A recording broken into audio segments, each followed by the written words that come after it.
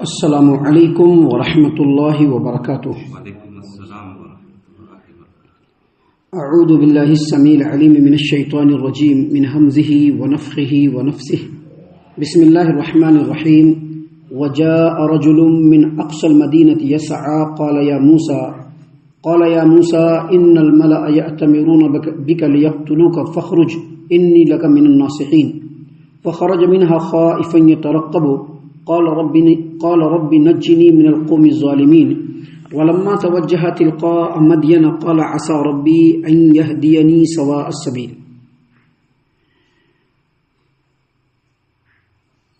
اس واقعے کے بعد ایک آدمی شہر کے دور کنارے سے دوڑتا ہوا آیا اور کہنے لگا کہ موسیٰ، دربار کے لوگ تیرے بارے میں مشورہ کر رہے ہیں کہ تمہیں قتل کر ڈالیں گے، لہذا یہاں سے نکل جاؤ، میں یقیناً تمہارا خیر خواہ ہوں۔ چنانچہ موسیٰ ڈرتے ڈرتے اور ہر طرف کے خطرے کو بھانپتے ہوئے نکلے اور دعا کی کہ اے میرے رب، مجھے ان ظالم لوگوں سے بچا لے۔ پھر انہوں نے مدین کی طرف کا رخ کیا تو کہنے لگے کہ امید ہے کہ میرا رب مجھے ٹھیک راستے میں ڈال دے گا۔ محترم سامعین اکرام، تمام قسم کی تعریفیں، ہر طرح کی بڑائی، بزرگی، عظمت، کبریائی رب العالمین کے لیے لائق و زیبا ہے، جس رب کی توفیق سے الحمدللہ قرآن کریم کے آیات ترتیب کے ساتھ لگاتار آپ کی خدمت میں پیش کیے جا رہے ہیں۔ ان آیتوں کا ترجمہ اور تفسیر سلف صالحین کے فہم کی روشنی میں الحمدللہ آپ کی خدمت میں پیش کرنے کی سعادت لگاتار حاصل ہو رہی ہے۔ یہ درس قرآن اسی سلسلے کی کڑی ہے الحمدللہ، اور ابھی ہم نے آپ کے سامنے قرآن کریم سورۃ القصص سورہ نمبر 28 اور اسی سورہ سے آیت نمبر 20، 21 اور 22 یعنی 20، 21، 22 یہ تین آیات ابھی ہم نے آپ کے سامنے تلاوت کی۔ بفضل اللہ، بعون اللہ، بتوفیق اللہ، تینوں آیتوں کا ترجمہ بھی آپ تمام کی خدمت میں پیش کیا گیا۔ محترم سامعین اکرام، ان تینوں آیتوں کے اندر جو باتیں بیان کی گئی ہے ان باتوں کا تعلق پچھلی آیتوں سے ہے، اور کل کے درس کو ذہن میں رکھیے تو آپ دیکھیے گا، آپ سمجھیے گا، آپ کو یاد ہوگا کہ سیدنا موسیٰ علیہ السلام ایک بار بالکل ایسے وقت میں جب شہر میں سناٹا چھایا ہوا تھا، شہر کے اندر آئے تو دیکھا کہ دو آدمی لڑ رہا ہے۔ ایک آدمی جو ہے وہ میری قوم کا یعنی بنی اسرائیل کا ہے، دوسرا آدمی جو ہے وہ فرعون کے قوم کا ہے جو قبطی قوم کا ہے۔ دونوں کو لڑتے ہوئے دیکھا۔ بنی اسرائیل کے قوم کے آدمی نے موسیٰ علیہ السلام کو دیکھا تو پکارا کہ بھائی تم میرے قوم کے آدمی آؤ، میری مدد کرو۔ موسیٰ علیہ السلام گئے اور اپنے قوم کے آدمی کا جو مخالف ہے اس کو صرف ایک گھسا مارا تو وہ مر گیا، لیکن بات وہاں پہ لوگوں کے سامنے نہیں ہے کہ کس نے مارا۔ جس کو بچایا تھا وہ بھی خاموشی سے نکل گیا اور موسیٰ علیہ السلام بھی خاموشی سے نکل گئے۔ بات وہیں پہ ہو گئی اور سیدنا موسیٰ علیہ السلام نے بھی اللہ سے دعا کیا کہ اللہ تعالیٰ مجھے معاف کر دے، میری مغفرت فرما دے۔ ابھی جو غفرہ کا جو لفظ ہے رب اغفر لی، یہ غفرہ کا جو لفظ ہوتا ہے یہ معاف کرنے کے لیے بھی آتا ہے اور پردہ پوشی کرنے کے لیے بھی آتا ہے۔ اللہ تعالیٰ سے دعا کیا کہ اللہ معاف کر دیجئے، پردہ پوشی فرما دیجئے۔ کسی کو پتہ نہیں چلا کہ کس نے مارا اس آدمی کو، بات ہو گئی۔ ابھی دوسرے دن صبح سویرے ہی موسیٰ علیہ السلام پھر آئے۔ جب آئے تو اس وقت کی جو کیفیت تھی وہ بالکل بدلی ہوئی تھی۔ ایک قتل کا جو ہے قتل کا جرم جو ہے وہ سر پہ ہے، قتل کیا یہ بات معلوم ہے، دل میں ایک پچھتاوا بھی ہے، ایک خوف بھی ہے، ڈر بھی ہے کہ کسی کو معلوم چل گیا تو پتہ نہیں حالات کس رخ میں چلا جائے۔ تو صبح جب آئے سویرے تو بالکل خطرے کو بھانپتے ہوئے آ رہے تھے، لیکن اچانک پھر دیکھا کہ وہی آدمی جو ہماری قوم کا ہے، بنی اسرائیل کا ہے، اور پھر وہ ایک دوسرے آدمی سے لڑ رہا ہے۔ تو اس آدمی نے پھر موسیٰ علیہ السلام کو دیکھا تو پھر مدد کے لیے پکارا، لیکن موسیٰ علیہ السلام سلامتی طبیعت کے آدمی، ڈانٹا۔ لگتا ہے کہ بہت بڑے شرری انسان ہو تم، لگتا ہے کہ بہت بڑے خرافاتی اور فتنہ پرور انسان ہو، تمہارے شر سے سب لوگ پریشان ہیں، کل ایک آدمی سے لڑ رہے تھے، آج ایک دوسرے آدمی سے لڑ رہے ہیں۔ ایسا ڈانٹ کر کے آگے بڑھنے کا جو ارادہ کیا موسیٰ علیہ السلام نے، وہ اس بات کا کہ جو فرعون کا جو آدمی اس کو پکڑ لیں گے اور یہ آدمی چپ چاپ سے نکل جائے گا بچ کر کے، لیکن جو بڑھے تو جس کو ڈانٹا تھا وہ سمجھا کہ شاید مجھ کو مارنے کے لیے آ رہا ہے، بس اس نے اسی وقت سارا راز فاش کر دیا. کہا کہ جس طرح سے کل تم نے ایک آدمی کو مارا تھا آج مجھ کو مارنا چاہتے ہو. ابھی دو آدمی کا جھگڑا ہوتا ہے تو اس میں اصلاح کرنا چاہیے, دونوں کی بات سن کر کے کوئی فیصلہ کرنا چاہیے, اور آ کر کے موسیٰ تم مار دیتے ہو. جیسے یہ بات کہی, ہم نے کل بتلایا تھا, وہ فرعون کا جو آدمی تھا وہیں سے فرار ہو گیا. بس چھوڑا لڑائی جھگڑے کو اور وہاں سے فرار ہو گیا, اور سیدھے فرعون اور اس کے درباریوں کے پاس پہنچا اور سارا ماجرا کہہ سنایا. ہم نے آپ کو بتلایا تھا یہی سبب بنا سیدنا موسیٰ علیہ السلام کے مصر سے مدین نکلنے کا. اور یہ ساری چیزیں اللہ تبارک و تعالیٰ کی مشیت سے ہو رہی ہے, کیونکہ سیدنا موسیٰ علیہ السلام سے جو کام لینا ہے اس کام کے لیے بھرپور ٹریننگ کی ضرورت ہے. اب ایک عالم دین جب میدان میں دعوت و تبلیغ کے لیے آتے ہیں تو ایسے ہی نہیں آ جاتے ہیں. پہلے ان کی کمپلیٹ ٹریننگ ہوتی ہے, پوری تعلیم ہوتی ہے, پورا کورس ہوتا ہے. اس کورس کو کمپلیٹ کرنے کے بعد تب وہ میدان عمل میں آتے ہیں اور لوگوں کے سامنے دین کی باتوں کو پیش کرتے ہیں, لوگوں کی اصلاح کرنے کی کوشش کرتے ہیں.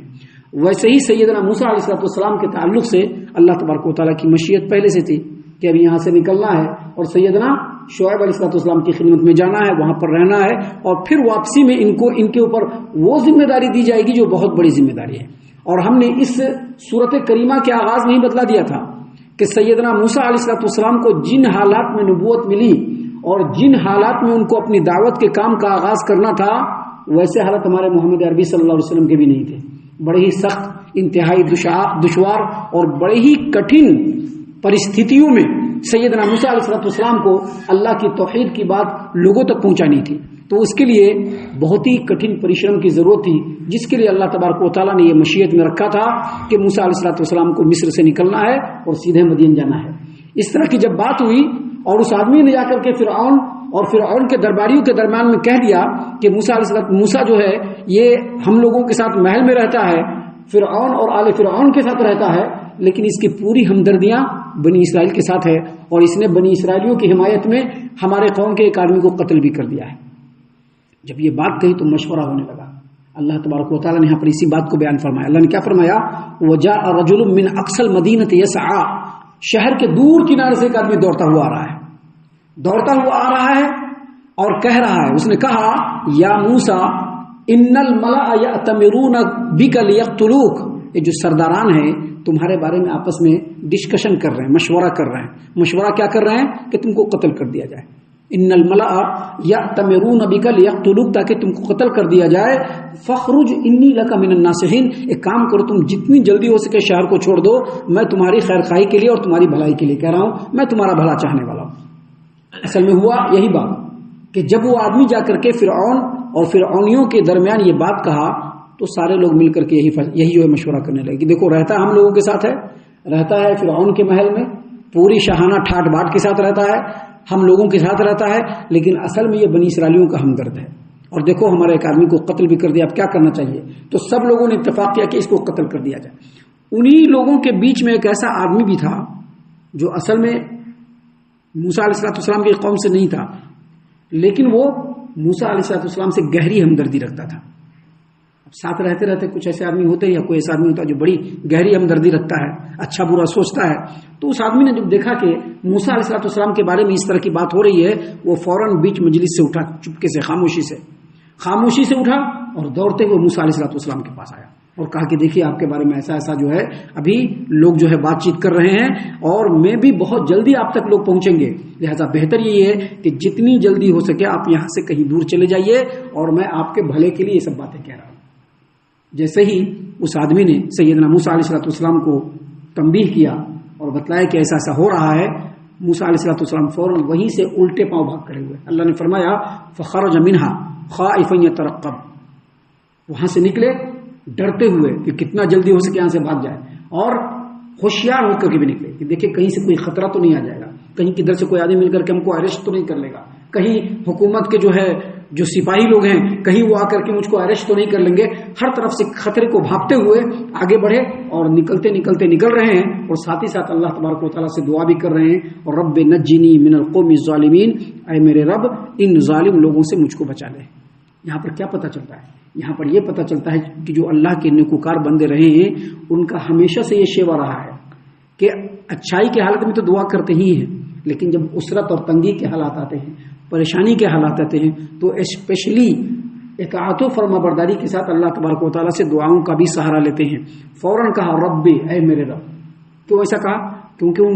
کیونکہ اللہ تبارک و تعالیٰ نے جو ان کی تربیت کی تھی اس میں یہ بات تھا کہ چاہے کتنی بھی مشکل کی گھڑی ہو، اس وقت کوئی دوسرا نہیں بچا سکتا ہے۔ بچانے والا کون ہوگا؟ رب العالمین ہوگا۔ اس لیے کہا رب نجنی من القوم الظالمین، اے میرے رب اس ظالم قوم سے مجھ کو تو بچا لے۔ اور اس کے بعد اللہ نے فرمایا ولما توجہ تلقاء مدین، اور وہیں سے انہوں نے مدین کا رخ کر لیا، وہیں پر سے مطلب وہاں سے نکلے تو دل میں ارادہ ہو گیا، انہوں نے اپنا رخ بھی مدین کی طرف کر لیا اور کہا عسى ربی ان یہدینی سواء السبیل، امید ہے کہ میرا رب مجھے اچھے راستے کے اوپر ڈال دے گا، صراط مستقیم پر ڈال دے گا، سیدھے راستے پر ڈال دے گا۔ ہم آپ کو بتلا دیں کہ اس وقت جب موسیٰ علیہ السلام مصر سے نکلے تھے مدین کے لیے، تو اس وقت مصر سے مدین کا جو راستہ تھا، چونکہ پیدل چلتے تھے یا جانور پر سوار ہو کر کے چلتے تھے، تو 8 دنوں کا وہ راستہ تھا۔ کتنا تھا؟ 8 دنوں کا، یہ پوری مسافت 8 دنوں کی مسافت تھی یہ۔ وہاں سے نکلتے وقت اللہ تبارک و تعالیٰ سے دعا بھی کیا کہ اللہ تبارک و تعالیٰ مجھ کو صراط مستقیم سیدھے راستے پر ڈال دے، اور اللہ تبارک و تعالیٰ نے ان کی اس دعا کو قبول کیا، اور وہیں سے اللہ تبارک و تعالیٰ نے ان کو اس راستے کے اوپر گامزن کر دیا جو راستہ اللہ تبارک و تعالیٰ کی رضامندی کا تھا۔ سیدھے شعیب علیہ السلام کے خدمت میں پہنچے، وہاں پر رہے، وہاں پر 10 سال ان سے تربیت حاصل کی، اللہ تبارک و تعالیٰ کی جو احکام ہے اس کو سیکھا، اور پھر وہاں سے 10 سالوں کے بعد یا 8 سالوں کے بعد وہاں سے واپس ہوئے تو اللہ تبارک و تعالیٰ نے ان کو ہادی اور مہدی بنا دیا۔ آگے کیا ہوتا ہے؟ بہت ہی انٹرسٹنگ اور بہت ہی نصیحت آمیز آگے کے واقعات ہیں جو انشاءاللہ کل اور کل کے بعد کے دروس میں ہم آپ کے سامنے پیش کریں گے۔ ہم اللہ سے دعا کرتے ہیں کہ اللہ تعالی ہم تمام کو ان تمام باتوں کے اوپر خوب غور و فکر اور تدبر کرنے کے ساتھ ساتھ ان باتوں پر عمل کرنے کی بھی توفیق عنایت فرمائے، آمین۔ اللہ تعالی ہم تمام کو صحیح معنوں میں پکا سچا مومن مسلمان بنائے، اللہ اور اس کے رسول صلی اللہ علیہ وسلم کی اطاعت و فرما برداری کرنے والا بنائے، صحابہ کرام رضی اللہ عنہم کے طریقے پر چلنے والا بنائے، جنت الفردوس میں جگہ عطا فرمائے۔ اے اللہ ہم تمام کو جہنم سے پناہ دے، اے رب العالمین ہم تمام کو جہنم سے پناہ دے، اے مالک الملک ہم تمام کو جہنم سے پناہ دے، آمین یا رب العالمین وما علینا الا البلاغ المبین۔ تبارك الذي نزل الفرقان على عبده ليكون للعالمين نذيرا